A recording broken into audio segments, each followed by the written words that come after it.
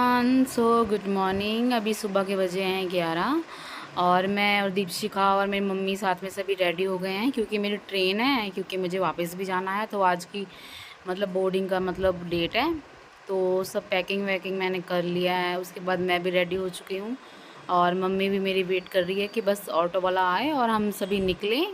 इसी के साथ फिर हम बस स्टैंड पहुंचने के बाद वहाँ पे हमने हमारी बस ले ली है जो बठिंडा जाने वाली है। बठिंडा से मेरी ट्रेन है।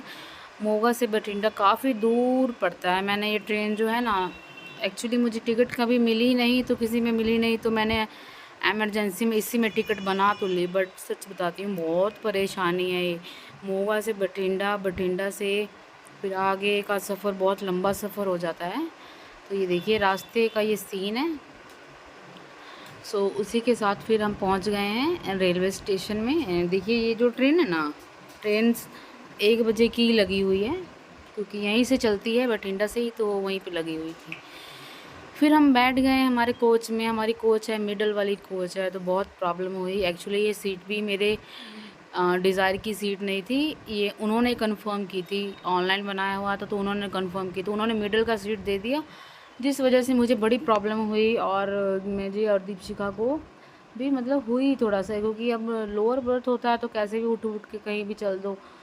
मिडल में क्या होता है, जंप मार के नीचे, जंप मार के ऊपर, बहुत प्रॉब्लम हुई। मैं आगे से चॉइस ही करूँगी फिर से, अदरवाइज़ मैं नहीं जाने वाली हूँ। तो ये देखिए ये हम बख्तियारपुर पहुँच गए हैं। तो रात के 12 बजे जब मैं उतरी हूँ वहाँ पे, तो उसके बाद कोई ट्रेन नहीं, कोई बस नहीं, तो वहीं पे बैठ के वेट किया मैंने और बख्तियारपुर जंक्शन में। फिर जब सुबह के 4 बजे फिर फटाफट जाके बस ली हूँ। बस लेने के बाद मैं फटाफट अपने घर पहुँची हूँ। तकरीबन तकरीबन मुझे बज गए थे 6, मान के चलिए 6 बज गए थे मुझे घर एग्जैक्ट अपने घर के अंदर पहुँचते हुए। तो ये देखिए फटाफट आते ही मैंने विंडो खोली।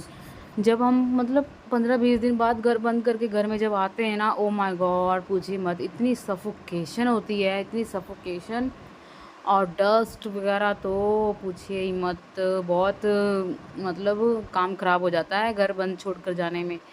देखिए सारा गंदा, इतना डस्ट से डस्ट भरा पड़ा है। मैं विंडो खोल रही हूँ फटाफट ताकि एयर वगैरह पास हो और मेरा घर मतलब हवादार सा हो और वो स्मेल वगैरह सब दूर चला जाए। फिर उसी के साथ फिर थोड़ी सी मैगी और कॉफ़ी वगैरह पी के मैंने रेस्ट किया, मतलब नहा धो के फ्रेश होके। और दीपशिका तो सो ही गई, दूध पी के वो सो गई क्योंकि वो इतनी ज़्यादा थकी हुई थी। फिर वो 2-3 घंटे के लिए सो गई। उसके सोते सोते उसके सोने से फिर मैंने क्या किया, फटाफट चलो मैं सोची अब मैं क्या करूँ। ये दोपहर का टाइम है जब मैं अपने पूरे घर को सफाई कर रही हूँ। मैं सोची सफाई करे बिना मुझे चैन नहीं आएगा। तो चाहे दोपहर का टाइम हो, मतलब मैं थक भी गई थी इतना ट्रैवलिंग करके, फिर भी मैंने सोचा नहीं मैं सफाई कर ही देती हूँ बहुत, क्योंकि अब मैं ही हूँ, मेरे साथ मेरी सिस्टर नहीं आई है तो करेगा कौन। वो वाला रूम तो पूरा नीट एंड क्लीन है, पर ये वाला रूम क्या है, जब मैं कपड़े वगैरह सभी वॉश की हुई हूँ ना, तो सारा इस रूम में ही फिलहाल, क्योंकि गर्मी बेहद गर्मी है, बेहद। हमारा ये 3rd फ्लोर है, ऊपर का फ्लोर है, और आपको नहीं पता इस फ्लोर में रहते हुए मेरी जान, मेरी और दीपिका की जान निकल जाती है। खैर मैं 1-2 महीने बाद अपना ये फ्लैट चेंज कर दूँगी। कोई ग्राउंड फ्लोर देखूँगी मैं, क्योंकि इतनी गर्मी में ऊपर वाले फ्लोर में नहीं रहा जाता है। तो ये देखिए मैंने फ्रिज भी सारा नीट एंड क्लीन कर लिया है। आपको पता है ना, फ्रिज अगर हम बंद करके छोड़ते हैं 15 दिन के लिए तो ऐसी हालत हो जाती है फ्रिज की, मतलब फंगस वगैरह लग जाते हैं। तो मेरा किचन भी मतलब पूछी मत ऐसा कैसा हो रखा था। फिर फटाफट सारा कुछ नीट एंड क्लीन करके, बहुत ही ज़्यादा मतलब काम था, घर आते ही इतना सारा काम। फिर भी मैंने सोचा मैं करके, गंदा एकदम अच्छा नहीं लगता है, तो इसलिए मैं देखिए ये चूल्हा वगैरह सारा साफ़ कर रही हूँ। यहाँ पे सारा मतलब वो काफ़ी गंदा हो गया था, तो सारा मैंने इस जूने से मैंने साफ़ कर लिया।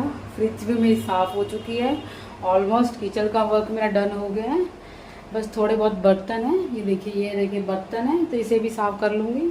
और दोनों रूम वगैरह साफ़ कर लिया है। दीपिका मेरी सो रही है कूलर में आके, सो रही है, थकी आ रही है ना, सफ़र से इतना ज़्यादा थक गई है कि वो कूलर में सो रही है।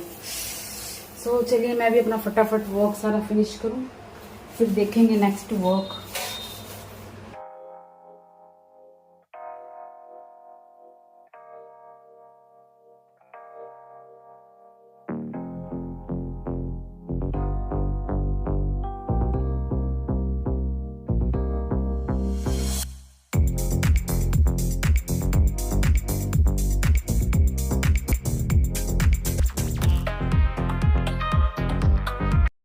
इतना ज़्यादा काम करने के बाद डियर मुझे इतनी ज़ोर से प्यास लगी कि सोचा मैं क्या बनाऊँ। तो घर से मैं लेके आई थी रूह अफ़ज़ा, तो रूह अफ़ज़ा बना ली। ये बिल्कुल पंजाब में ऐसा ही बनाते हैं रूह अफ़ज़ा, और गली में मतलब इस गर्मी के मौसम में लोगों को पिलाते हैं। तो मैंने भी वही बना लिया और इसको मैं आराम से बैठ के पीऊँगी। कुछ दीपशिका के लिए भी रख दिया।